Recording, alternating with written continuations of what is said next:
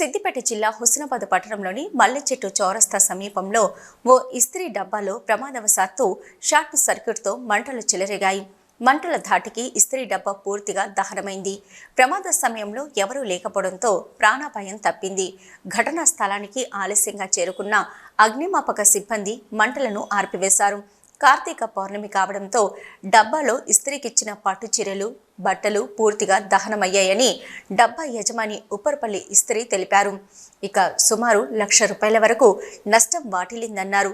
1/2 kilometre దూరం కూడా లేని ప్రమాద స్థలానికి చేరుకోవడానికి అరగంటకు పైగా సమయం తీసుకోవడం పట్ల అగ్నిమాపక సిబ్బందిపై స్థానికులు ఆగ్రహం వ్యక్తం చేశారు. వచ్చిన ఫైర్ ఇంజన్లో నీళ్లు లేవని దూరంలోనే నిలిపివేసి పక్కన ఉన్న ఇండ్లలో నుంచి నీళ్లు తీసుకుని మంటలను ఆర్పడం ఏంటని ప్రశ్నించారు. మంటలను ఆర్పడానికి ఖాళీగా ఉన్న గ్యాస్ సిలిండర్లను వాడుతుండడం పట్ల తీవ్ర అసహనం వ్యక్తం చేశారు.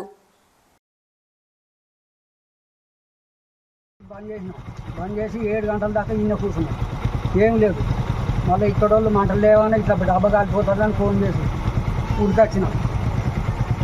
అందులో 50 డ్రెస్సుల దాకా బట్టలు ఉన్నాయి, పెట్టెలు ఉన్నాయి, అన్నీ 10 దాకా 10 చీరలే ఉన్నాయి. ₹1,00,000 దాకా అవుతుంది. ఇంటికి పోయినాక పావు గంటకే ఈయనకు బర్నింగ్ అయిందని ఇన్ఫర్మేషన్ వచ్చింది. వచ్చేవరకు అప్పుడు పూర్తి అయింది. రేపు కార్తీక మాసం, ఆడవాళ్ళకు 50 పట్టు చీరలు ఇచ్చినారు పాప ఆయనకు. రేపు పండుగ కాబట్టి అందరూ పూజలు చేసుకొని పట్టు చీర టైంకు అది మొత్తం నాశనం అయిపోయింది. ఆయన జీవితం అంతా నాశనం అయిపోయింది. దాని వాల్యూ ఒక ₹1,50,000 వాల్యూ ఉంటుంది. ఫైర్ స్టేషన్కి ఫోన్ చేసినాం, 6:30 ఫోన్ చేస్తే వాళ్ళు ఏంటంటే వచ్చిరు కానీ స్పందించారు. ఒక బండ అయిపోయింది, వాళ్ళు గ్యాసులు పట్టుకొచ్చి వాళ్ళు ఏం లేదు, అలా హెయిర్ లేదు, ఏది లేదు, అలా వాటర్ లేదు. దీనికి నిర్లక్ష్యం ఫైర్ డిపార్ట్మెంట్కి బాగా నిర్లక్ష్యం. దయచేసి పేద రజకుడికి నష్టం జరిగింది.